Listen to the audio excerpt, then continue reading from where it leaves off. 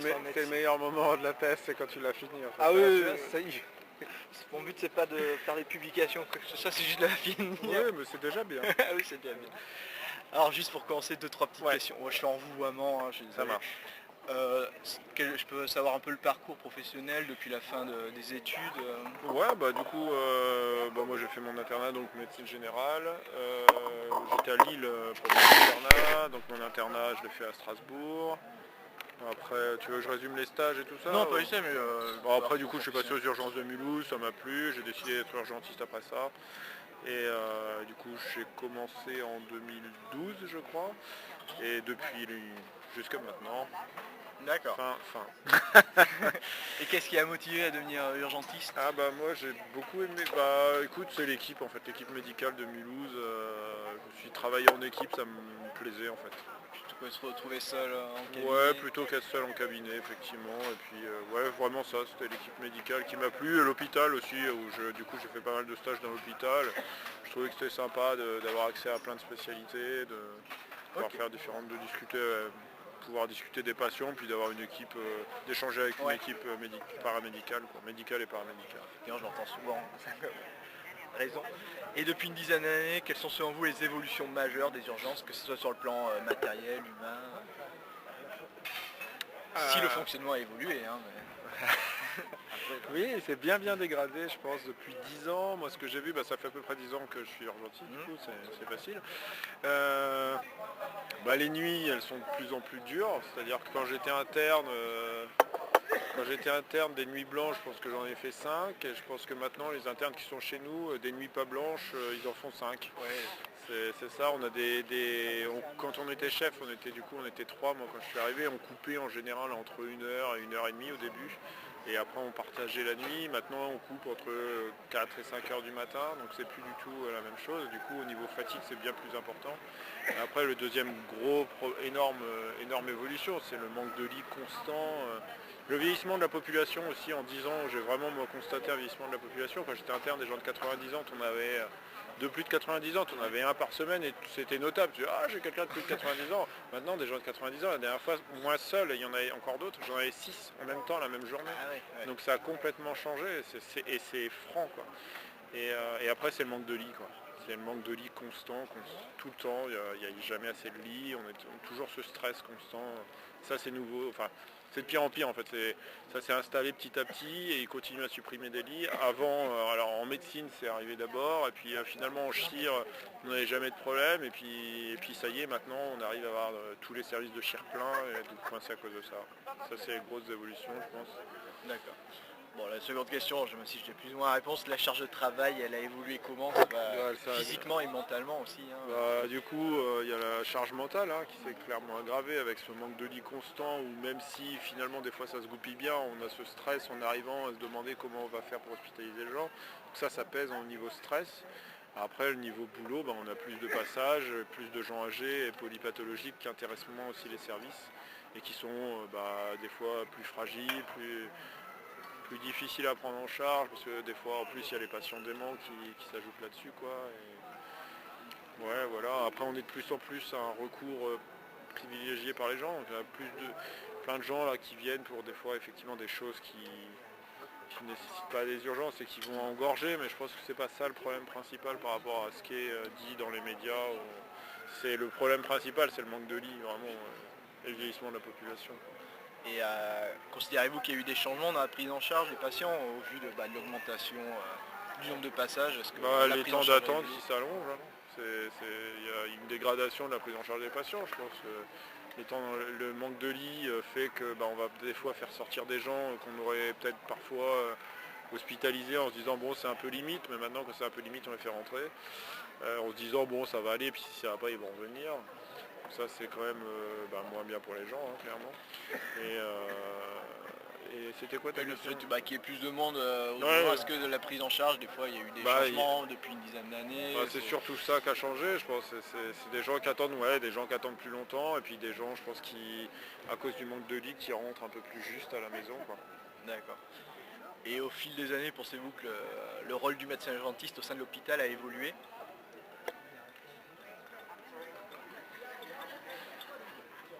récemment, hein, Ouais, ouais, pas bien depuis sûr. 40 ans, hein, c'est sûr que ça a évolué. Hein, De toute façon, depuis 40 ans, je Oui. ne pourrais pas te dire quand même, merci. Il est hors Mais, stade. mais,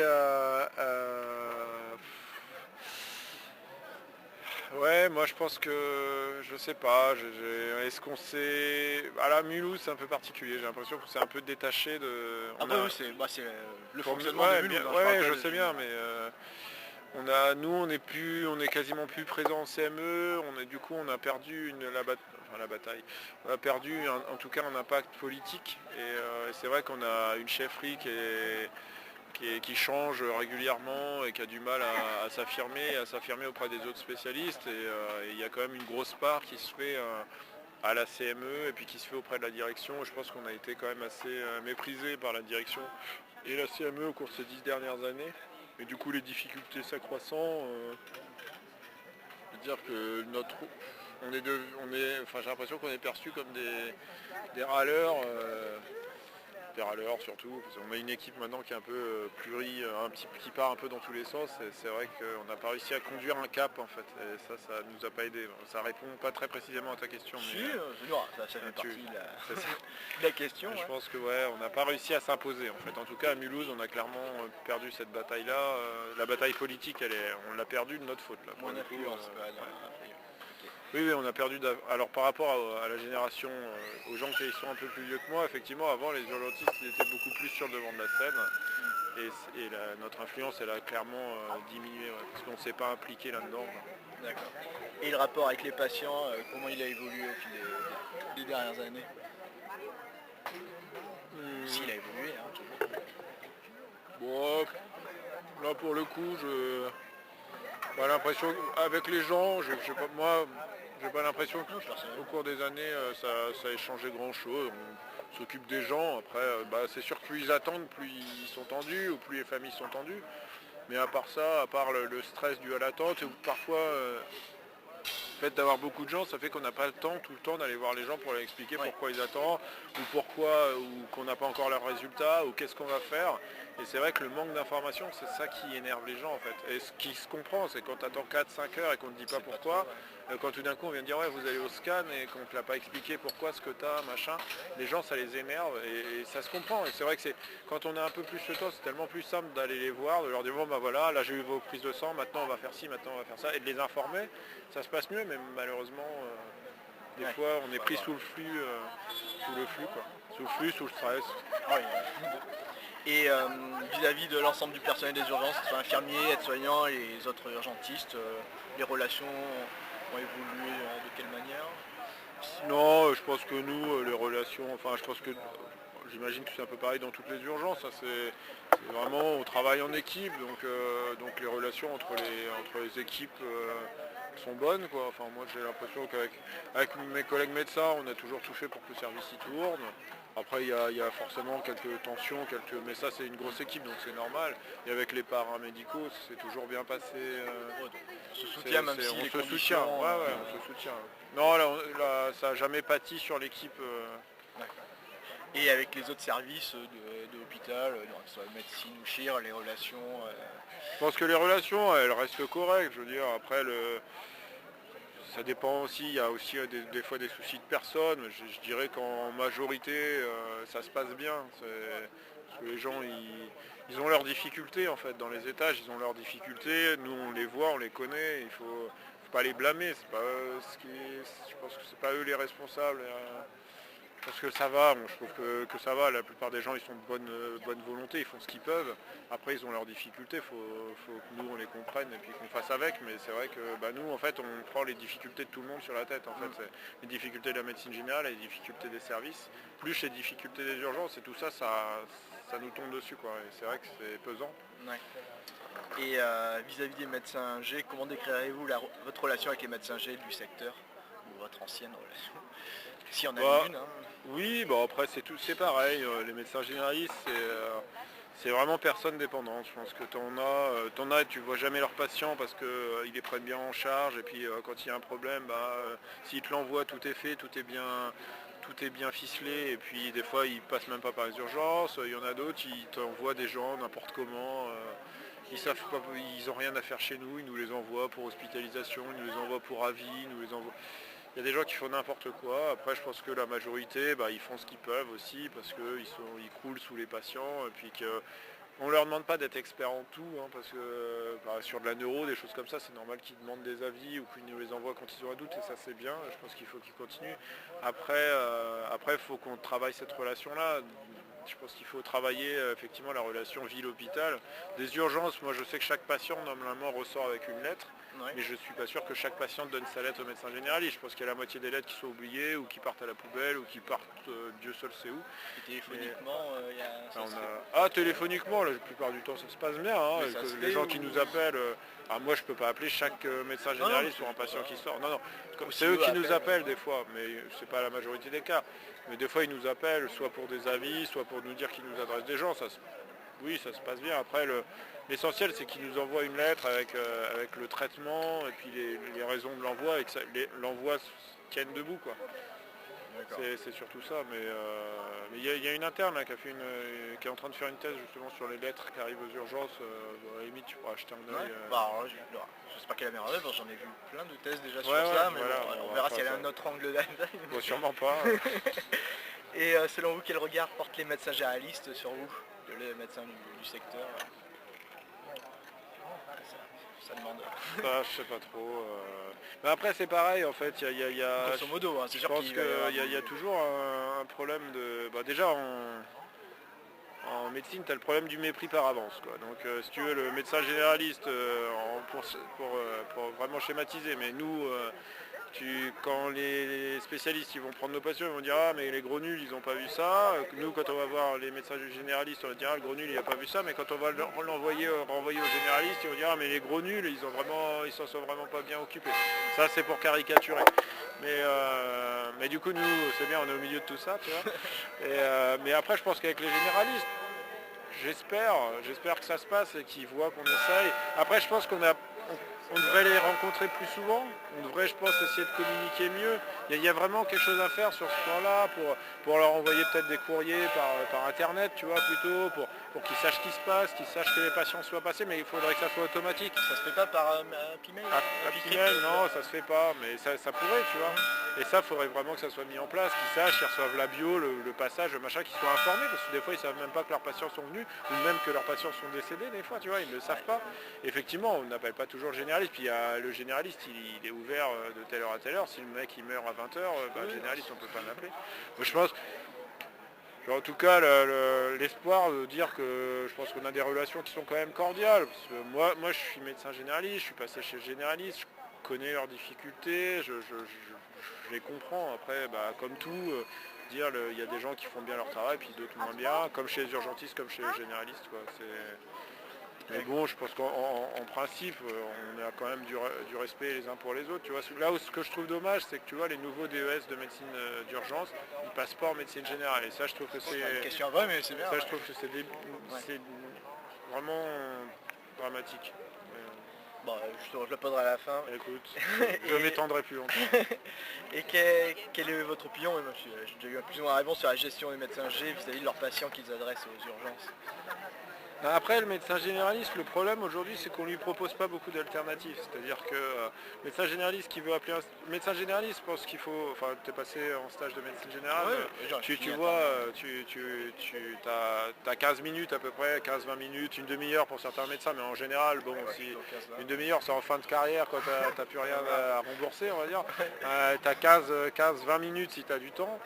Il faut qu'en 15-20 minutes, si tu veux adresser ton médecin à l'hôpital, il faut que tu réussisses à joindre quelqu'un, que tu réussisses à s'organiser. Aujourd'hui, le médecin généraliste, il ne sait pas qui appeler, il va tomber sur la secrétaire ou sur l'infirmière qui vont le renvoyer en disant d'aller aux urgences. Ils ne vont pas avoir d'interlocuteur facilement et du coup, alors soit ils se dirigent vers les cliniques ou vers, ils ont leur réseau et ça marche, mais vers l'hôpital, ça semble marcher de façon assez moyenne, on va dire. Hein.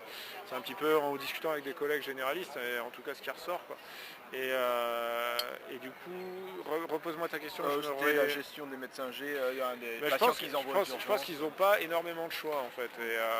Et du coup, des fois, la plupart du temps, voilà, tu as des lettres, on t'explique, mais des fois on ne peut pas répondre. Après, des fois ils en peuvent plus avec des gens, des problèmes de gériatrie, des machins, mais nous on ne peut pas faire plus qu'eux, en fait, on n'a pas plus de moyens.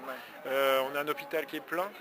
Donc en fait, des fois ils nous envoient les gens un peu ils sont un peu désabusés parce qu'ils n'arrivent pas à hospitaliser leurs patients, mais nous on peut pas plus, tu vois, pour des cas de démence ou de maintien à domicile difficile, tu étais là, mais moi je peux pas faire plus que le médecin généraliste, j'ai pas d'entrée magique, j'ai pas d'entrée magique au SSR, en EHPAD, ou non, j'en ai pas, j'aimerais bien. Et comment évolue la gestion de la permanence des soins en coordination avec les médecins G? Alors nous on régule, donc on régule de nuit contrairement au Colmarien d'ailleurs.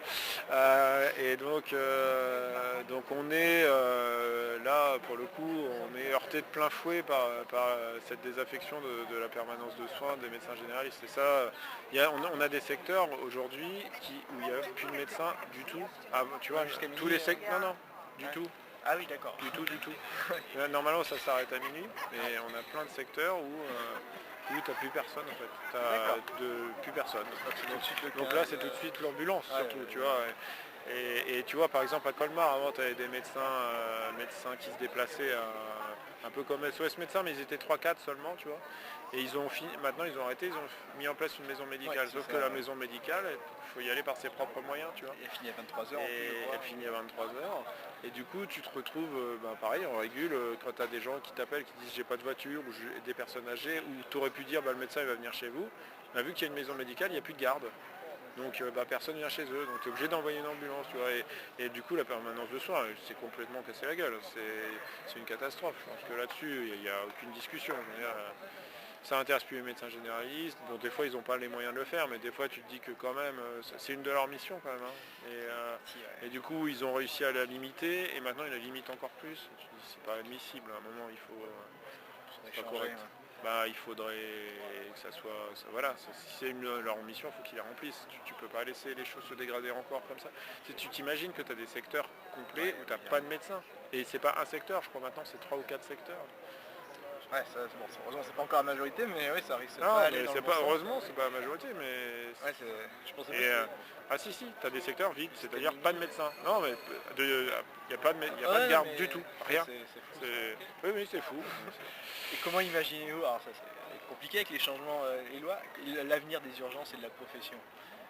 Parce que vous avez envie, mais comment vous imaginez moi je pense que l'hôpital public il va se casser la gueule à court terme, que les hôpitaux périphériques ça va devenir des sortes d'énormes dispensaires avec des spécialistes qui seront basés sur les CHU et qui viendront donner des avis de temps en temps de façon organisée, et qu'on va passer sur un système de santé privé. Moi alors vu de Mulhouse, mais il n'y a pas que Mulhouse, il y a plein d'hôpitaux qui sont en difficulté, et ça se dégrade depuis 10 ans, et au point de se demander s'il n'y a pas une certaine volonté politique derrière de laisser un peu les choses pourrir, parce que c'est pas possible qu'on en soit arrivé là sans que ça ait été calculé plus haut, anticipé exactement. Et pour vous là justement, quelles seraient les modifications majeures à réaliser pour améliorer le service et le fonctionnement? Le service des urgences ou le service global des urgences? Il y a deux parties, je pense. Pour Mulhouse, il faudrait un chef de service qui Il en faudrait un déjà.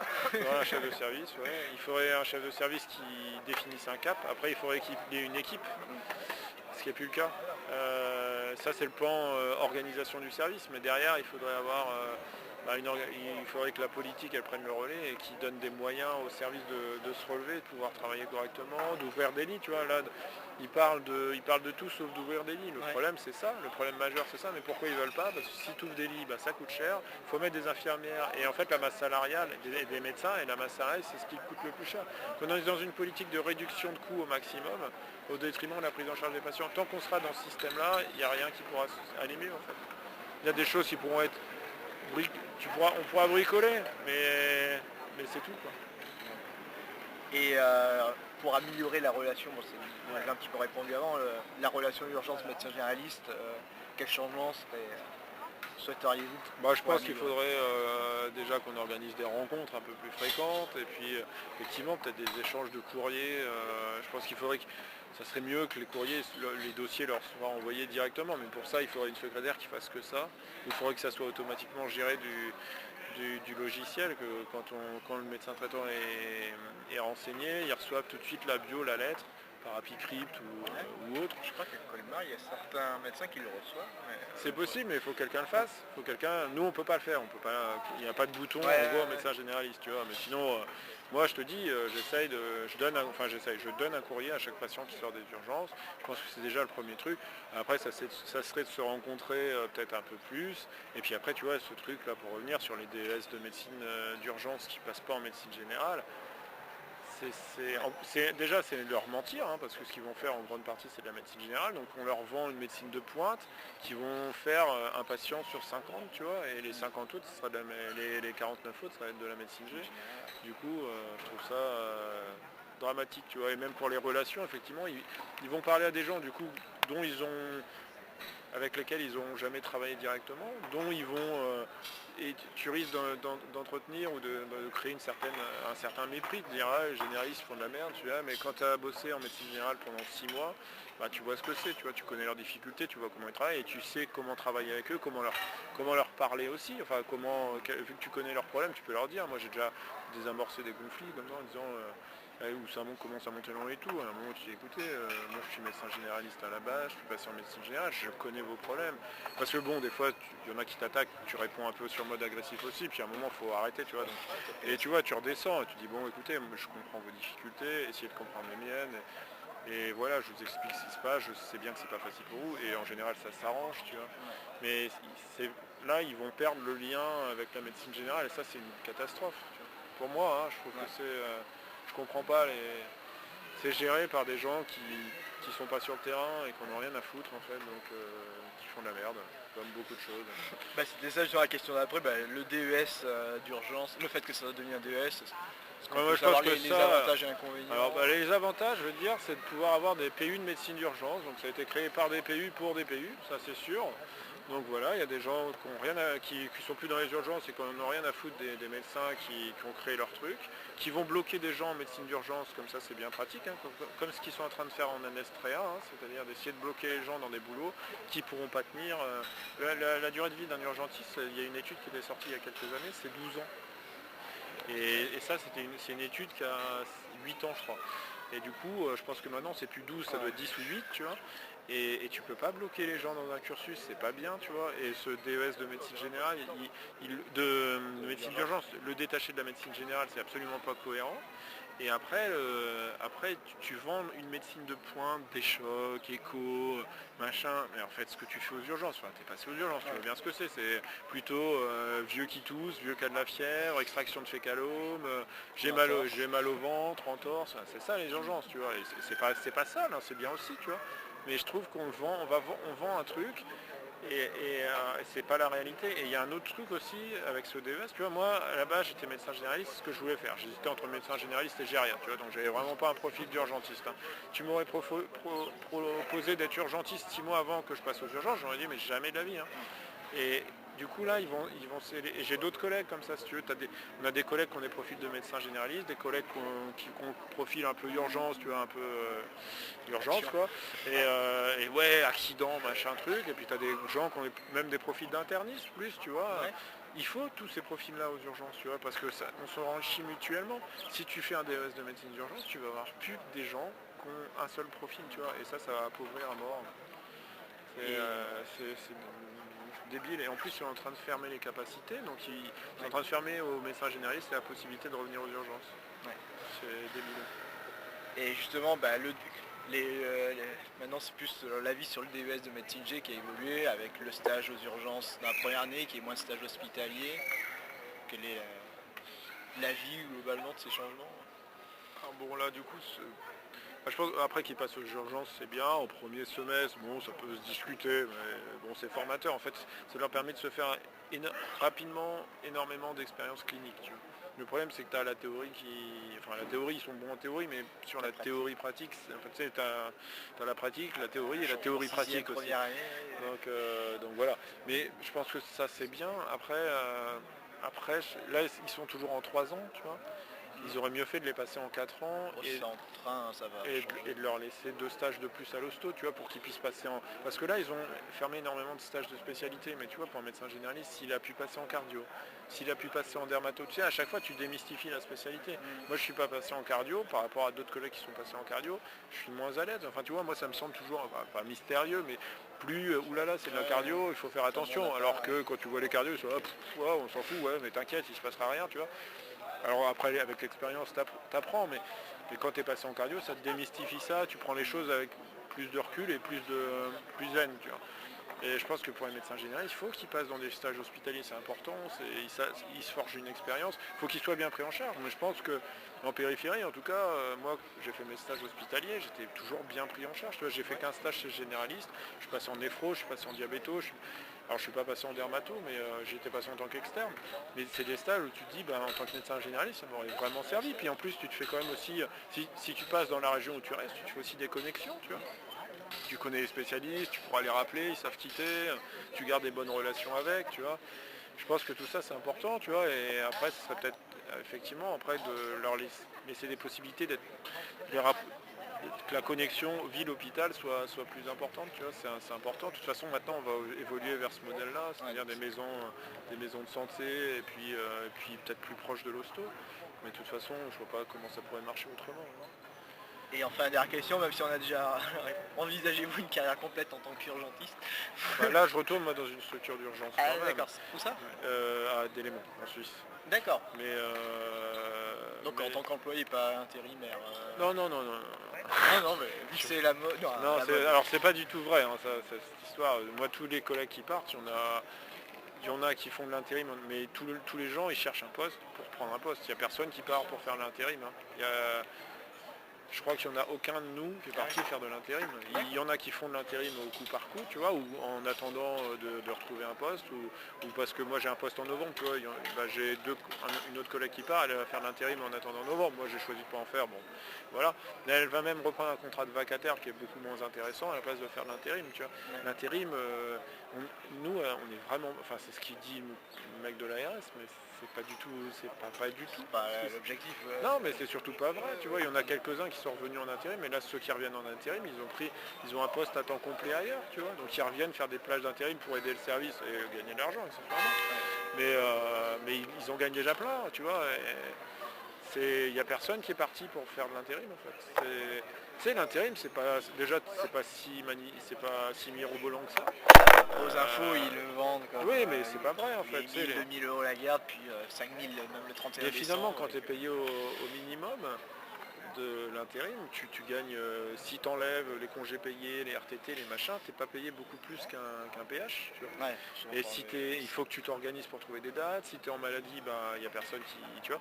Donc tu as plein d'avantages en moins. Donc, après, effectivement, quand tu commences à monter à 2000 euros, bon là, effectivement, tu commences à avoir une franche différence de salaire. Mais ça veut dire qu'il faut que tu cherches tes gardes, que tu te déplaces, que tu enchaînes les gardes sans être chez toi, parce que si tu vas, je sais pas, si tu dois partir de Mulhouse pour aller à Amiens, tu vas pas faire une garde, tu vas en faire 3-4, mais dans ces cas tu vas rester 6 jours, tu vas dormir sur place. Ça fait pas rêver l'intérim. Hein. C'est pas... Alors maintenant il y en a, tu as des sortes de contrats d'intérim, c'est-à-dire que tu as des gens qui vont dire ils s'engagent auprès d'un hôpital à venir faire par exemple 3 ou 4 gardes d'intérim dans le mois, à un salaire, au lieu de dire ça évite aux hôpitaux de monter les prix, ils disent on s'entend sur 1004 par exemple. Du coup, peu importe ce qui se passe, même s'il y a des gardes à 2000 autour, toi tu seras payé 1004, mais tu t'engages à venir 4 fois. Mais au moins tu sais que nous on sait que tu viens 4 fois, et toi tu sais que tu as 4 dates, tu vois. Et du coup les gens surtout il y a des... C'est vendu parce que c'est mieux de dire les médecins, regardez, ils vont s'empocher plein de pognon et c'est vraiment des profiteurs, mais c'est pas du tout la réalité. Et quand tu discutes avec les intérimaires, c'est pas du tout la réalité non plus. Tu vois. Et donc la suite là ça va être urgence en Suisse, et si ça se passe bien, on va faire toute une carrière urgentiste Alors du coup, moi mon plan de carrière à la base, au début en tout cas, là c'est un peu changé, mais c'était de faire